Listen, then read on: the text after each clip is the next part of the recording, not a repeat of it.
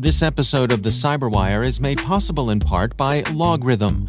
There's a lot riding on the shoulders of cybersecurity operations teams, a company's reputation, a hospital's health records, an entire community's drinking water, the weight of protecting the world. It's a load Logarithm helps lighten. Logarithm's engineers and analysts have been on the front lines of many of the world's most significant attempted cyber attacks. As allies in the fight, Logarithm helps busy and lean security operations teams close gaps in manpower, increase knowledge of new attacks and techniques, and save the day, day after day. Learn more at logarithm.com.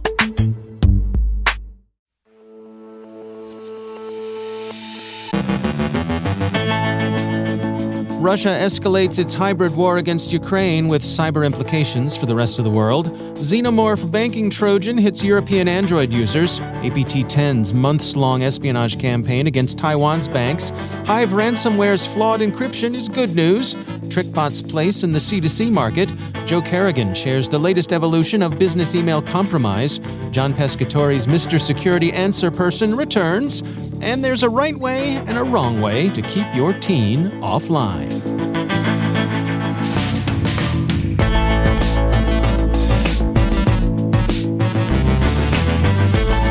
From the CyberWire studios at Data Tribe, I'm Dave Bittner with your CyberWire summary for Tuesday, February 22nd, 2022.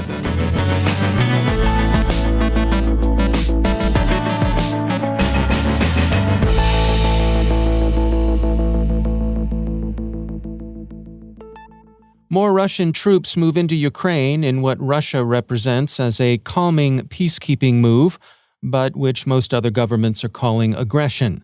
Here's a quick overview of the hybrid war and its broader implications for cybersecurity. It's not the shock and awe predicted in some quarters, and in fact, Russia's foreign ministry has continued to deny that it's not sure if it's really happened at all. But Russian President Vladimir Putin did announce in his major speech yesterday that he had authorized the dispatch of peacekeeping troops into the eastern Ukrainian regions of Luhansk and Donetsk.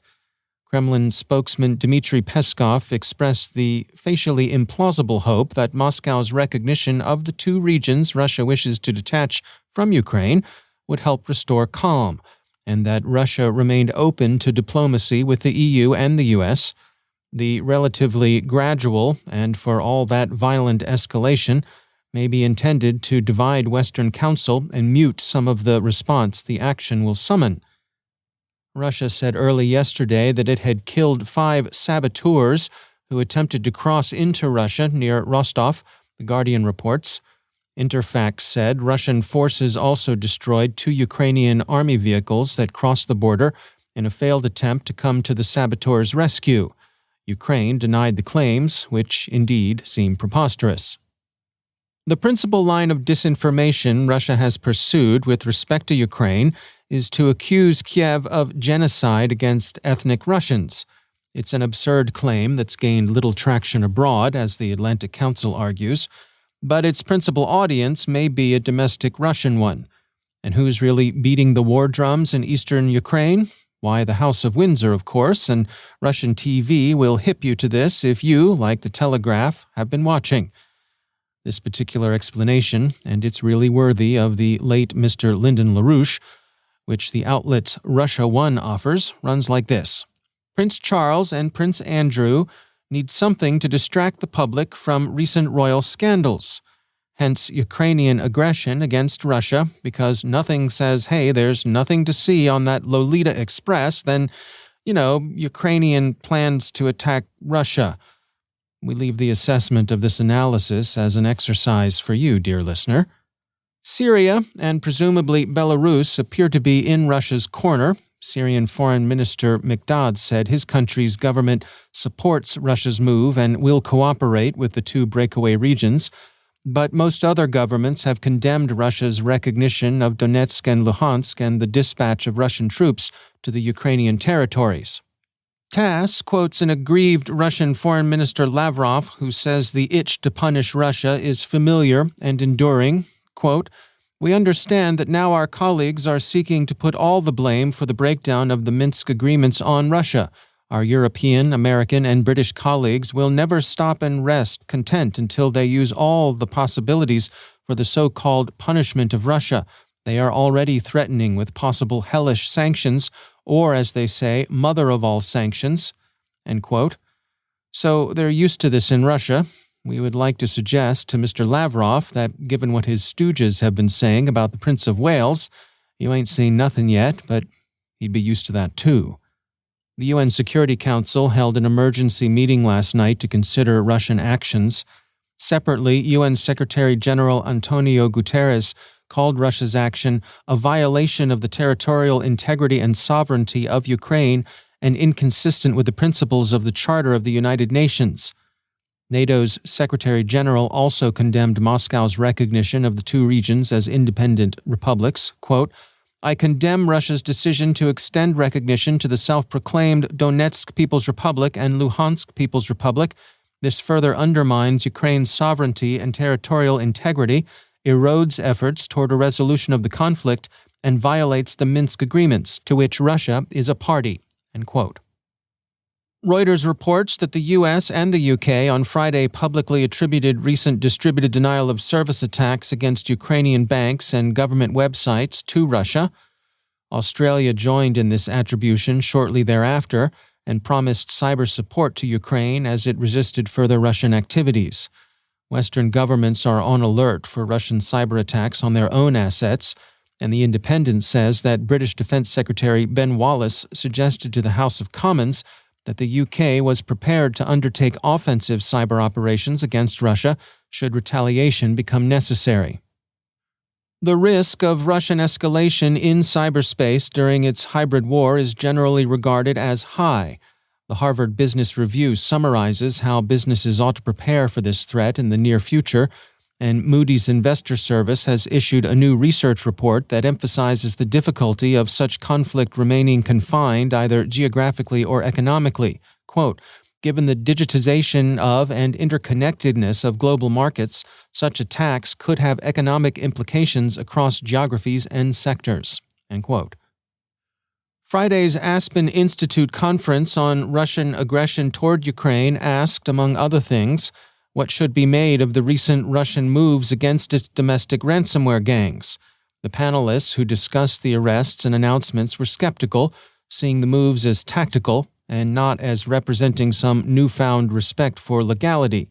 The gangs are reversible, deniable assets, and the privateers can be expected to return once Moscow decides that their return is in Russia's interest. There is, of course, no lack of ordinary criminals ready to take advantage of the fear and unrest that accompany a war. Accenture reports an uptick in Ukrainian-themed offerings, especially offers of purported personal information of Ukrainian citizens, and expects it to continue. Some of the cases it cites, like Whispergate, have clear connections with Russian intelligence services. Others seem to be the usual opportunistic work of gangs. According to Accenture, quote, "As of February 11, 2022, ACTI assesses it is likely that as intelligence warnings and postings related to Russia and Ukraine increase, deep web actors will continue to increase their offerings for databases and network accesses relevant to the Russia-Ukraine conflict in hopes of gaining high profits. Global events occasionally serve as motivating factors for malicious actors to claim they are selling important and relevant data for profit, regardless of whether such data is genuine or even exists." End quote. Threat Fabric researchers yesterday released a report on a new banking Trojan they're calling Xenomorph. It shares some features with Alien Trojan, but Threat Fabric regards it as a distinct strain of malware. Xenomorph resembles its related Android banking malware functionality too. It seeks to get over the fence into the Google Play Store by misrepresenting itself as a productivity app. In this, it has had some success, even as user reviews continue to warn that the apps carrying the Xenomorph payload are malicious. The Trojan has been most often found afflicting European users. The Record shares the results of a Cycraft investigation that found a months-long campaign against Taiwan's financial sector. China's APT10 is being held responsible for the incident, which Cycraft characterizes as espionage. The campaign, Operation Cash Panda, was interesting in the misdirection it employed.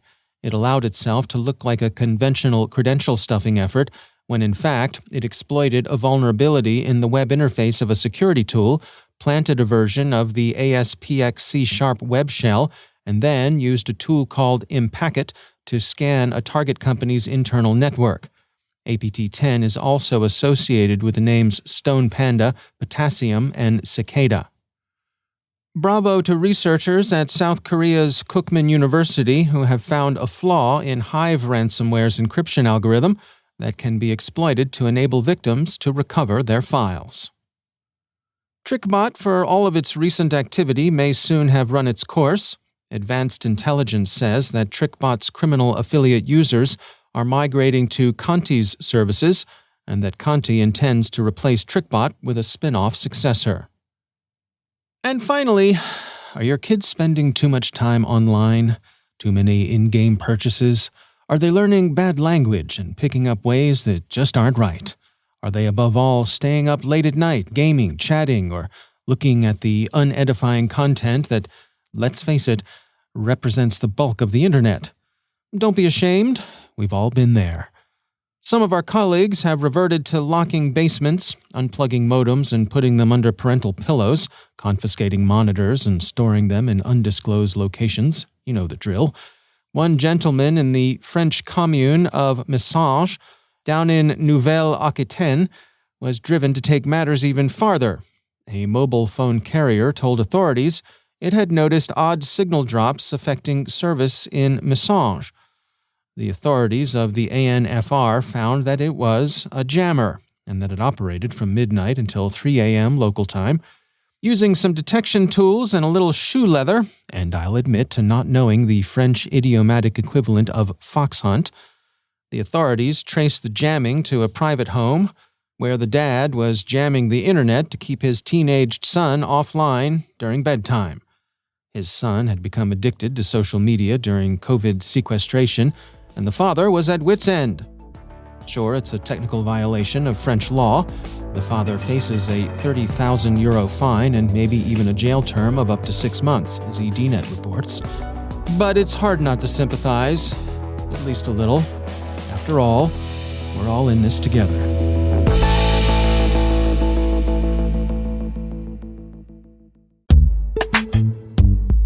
And now, a word from our sponsor, Axonius.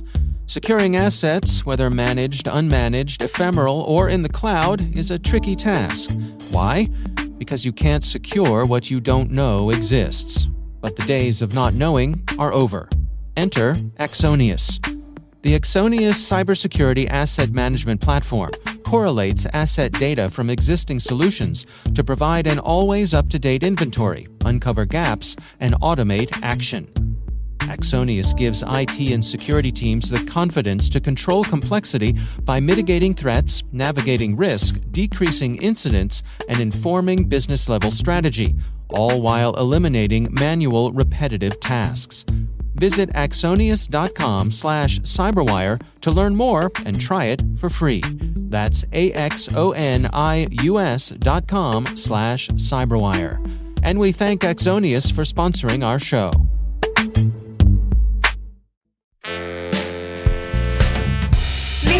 Security answer person.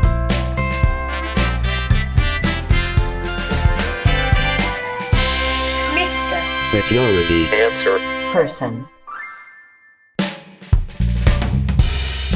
Hello and welcome back to Mr. Security Answer Person. I'm John Pescatori. Let's get into our question for this week. Cybersecurity asks, I work for a medium-large retail company, and I've known our CEO since before he got the CEO job. We had lunch together recently, and he asked me an interesting question. A board member wanted to know why we called it cybersecurity, since nothing else in the business or in the media ever mentioned anything cyber anymore. The board member jokingly suggested that maybe we should call it crypto security, since cryptocurrencies does seem to come up a lot. So my question, should we call cybersecurity something new so we can better capture management attention? Hold on a second. I have to clean up some sprayed coffee that just got on my desk. The short answer is no. We shouldn't change the term cybersecurity to something new, though crypto security is kind of tempting, I have to admit. But we should change it back to something old. Before we drill down, in the interest of full disclosure, a while back I did an Ask Mr. Security Answer Person segment where I weighed in against brand freshening in our profession. I was actually against changing information security to cybersecurity back when it happened. In fact, I've done entire hour-long webinars just on that topic. Let me give you the elevator pitch of why I feel that way. Our profession started out as information security. There were no computers, but there was still lots of information, mostly in hard copy form.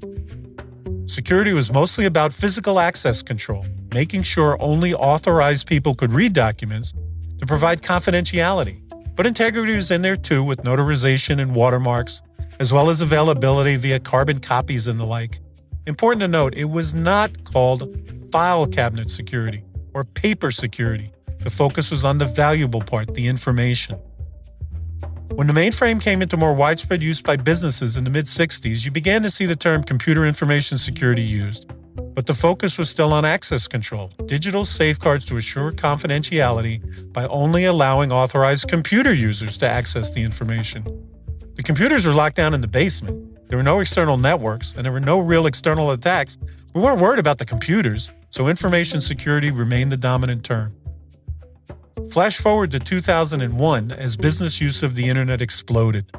We're still calling what we did information security, but that year, the Code Red and Nimda worms took advantage of numerous critical vulnerabilities in Microsoft Windows, SQL Server, and the IIS web server, and gained mainstream press coverage by wreaking havoc on corporate networks and the internet overall. But those are really denial of service attacks, not breaches. No information was exposed. The computers and networks were brought down. Slammer and Blaster in 2003 continued this trend, and people began to say, why do we call this information security? The issue is not the information, it is keeping all those computers and networks safe. Business use of the internet was still growing exponentially, and everything was being called cyber this or cyber that, and voila, everyone switched from calling it information security to cyber security. For two reasons, really. The first is simply brand freshening, trying to make something old more exciting. More disclosure. I'm reading this in a building in a planned community called Maple Lawn that for hundreds of years was known as Skaggsville. The second reason is the one that will finally get us back to answering your question. In the digital world, protecting information is really, really hard. Encryption and strong authentication are required to do so, but implementing those has a lot of impact on IT and users and many business flows. Protecting networks and computers may seem hard, but it is way less work overall than securing digital information while still allowing the business to do what it needs to do. It didn't take long for cyber criminals and nation-state attackers to start going after information, but the really badly needed controls and processes, persistent encryption and strong authentication, were nowhere to be found. That needs to change. So that's my answer. Let's change cybersecurity back to information security to both freshen up our brand. Heck, I bet your CEO doesn't even know we used to call it InfoSec. And to convince management to back the changes needed to protect critical business data from breaches, ransomware, and all forms of attack. Multi-factor authentication, persistent data encryption, and privilege minimization are at the top of the list of the necessary changes we would like management to back. By the way, have you thought about what you'll say when they ask you, how can we secure the metaverse? Mr. Security Answer Person. Thanks for listening. I'm John Pescatori, Mr. Security Answer Person. Mr. Security Answer Person. Mr. Security Answer Person with John Pescatori airs the last Tuesday of each month right here on the CyberWire. Send in your questions for Mr. Security Answer Person to questions@thecyberwire.com.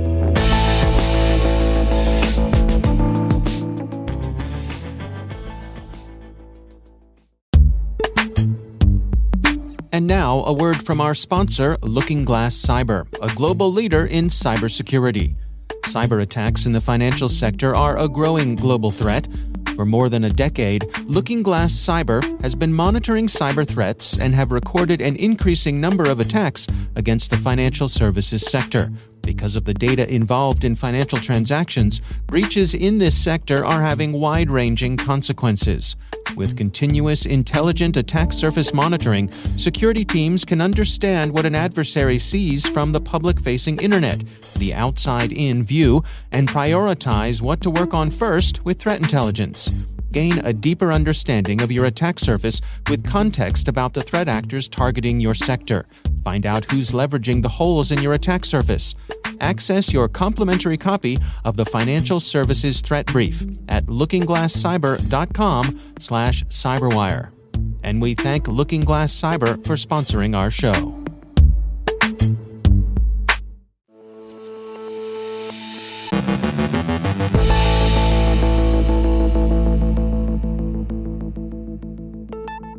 And joining me once again is Joe Kerrigan. He's from the Johns Hopkins University Information Security Institute and also my co-host over on the Hacking Humans podcast. Hello, Joe. Hi, Dave. You know, we cover a lot of scams over on Hacking Humans, and there was a public service announcement from the FBI that came across my desk recently, and this had to do with a particular kind of business email compromise that's making the rounds here.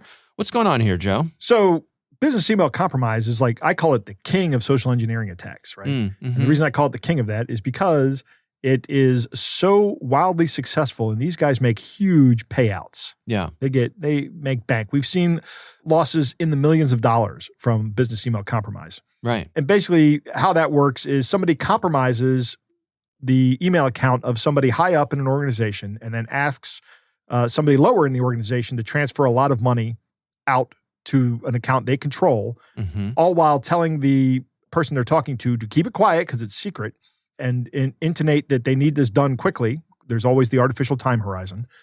The key part is don't tell anybody about it, right? Right. This is some secret business deal. Yep. And we don't want to screw it up, so just keep this between the two of us for now. Right. Yeah. That, first off, that should be a red flag. Yeah. Whenever you hear that, that should be something you should be concerning yourself with. The new angle here is once they've compromised the email account, they really have a lot of access, right? And if they've compromised something with a single sign-on thing, kind of account going on, like a lot of organizations use, they may also have compromised the teleconferencing application that is used. So they may call a meeting or inject themselves into a meeting. So like a Zoom meeting? Yeah, think Zoom. Right. And then when they get on the meeting, they're going to have a still picture of the person. Let's say it's a CFO of a company. They're just going to have a still picture of the CFO that they probably copied directly from the company's website. Right. And they've put it up as the image. Right. And the thing about this in Zoom is when I go into Zoom, I can change my name to say just about anything. Yeah. Right. So that's what they do. And the picture, and it's really easy to impersonate somebody. Then they say, I'm having trouble with my audio and visual. I can hear you guys just fine, but I can't say, or you can't hear me and my camera doesn't work. There's some technical difficulty here, Sure. right? Which is a ruse. Or they'll say my camera isn't working, but I do have audio. And they're saying in this article that they'll use deep fake audio, which could be a number of things. I know that you're dubious of that claim. I'm glad you brought that up because I am skeptical of deep fake audio and anything that requires real-time interaction. Right. So I don't see deep fake audio as being a thing for any sort of real-time conversation. But what this story made me think about, and I think is plausible, is I could have deep fake audio that said something like, hang on, hold on, I'm having trouble with my audio here. Hold on, this isn't working, something like that, that doesn't require any interaction, is just enough so that the person on the other end hears the voice they're expecting to hear. Right. And then the audio drops off and they type, sorry about that. Let's just do this over text. I don't have time for this AV crap, Yep. And Bob's your uncle. Right. And that's what they're doing is they're using this kind of like as a second vector for convincing people that they are who they say they are when in fact they're not. Right. And they're seeing an increase in effectiveness. You and I talk about this all the time on Hacking Humans. If you get an email from your CFO that says transfer the money, that merits a phone call, right? But if you've heard from the CFO first, someone you think is the CFO and what you think is a legitimate meeting, and that person tells you, I'm going to send you an email with some banking information. I need you to transfer this much money to that account. And I'll repeat that in the email. And then you get an email from the CFO's email address that says this. I think you're a lot more likely to believe that this is legit. Yeah. And I talk about adversarial thinking and how I like to think that I'm pretty good at it. And that makes a lot of people look at me and go, you're just a horrible person, Joe. Puts a bit of a target on your back, Joe. Right. Why would you think like that? Because this is the way bad guys think, right? Yeah. You've got to think, if I was a bad guy, how would I scam me out of $1 million? Yeah. I would pose as this guy. And you've got to think as a person in an organization that I'm concerned this might be fraudulent. I want to actually go talk to the CFO or make a phone call to the CFO's office or do something. You have to have that channel of communication open as a matter of corporate policy. Mm-hmm. And people have to be able to ask these questions to validate it. And management has to be receptive to these kind of questions. Right. Because management that isn't receptive to these kind of questions is a risk. Right. A business risk. Yeah, why not? Right. There's no downside to that extra call. Right, absolutely. There's big dollar signs on the line. Yep. Yeah. All right. Well, again, this is a note from the FBI over from their IC3, the Internet Crimes Complaint Center. Joe Kerrigan, thanks for joining us. My pleasure, Dave.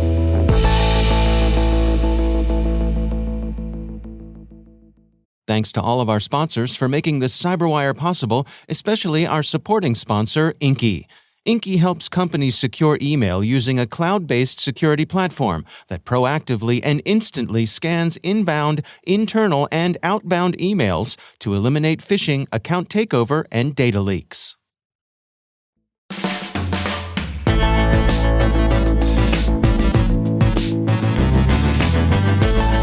And that's the CyberWire.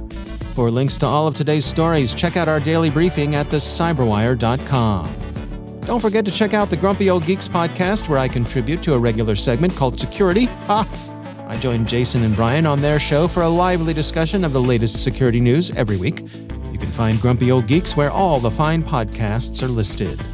The CyberWire podcast is proudly produced in Maryland out of the startup studios of Data Tribe, where they're co-building the next generation of cybersecurity teams and technologies. Our amazing CyberWire team is Elliot Peltzman, Trey Hester, Brandon Karp, Eliana White, Puru Prakash, Justin Sabi, Tim Nodar, Joe Kerrigan, Carol Terrio, Ben Yellen, Nick Valecki, Gina Johnson, Bennett Moe, Chris Russell, John Petrick, Jennifer Iben, Rick Howard, Peter Kilpie, and I'm Dave Bittner. Thanks for listening. We'll see you back here tomorrow.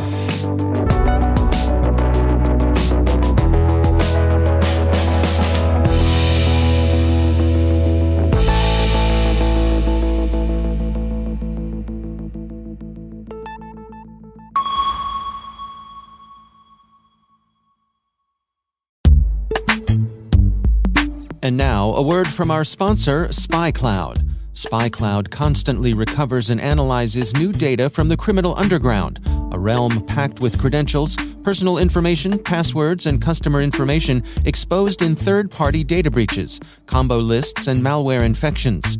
With SpyCloud, you now have access to this data that historically has not been available and can take preventative efforts to defend your business against costly cyber attacks and hard-to-detect fraud that can negatively impact your bottom line and brand reputation.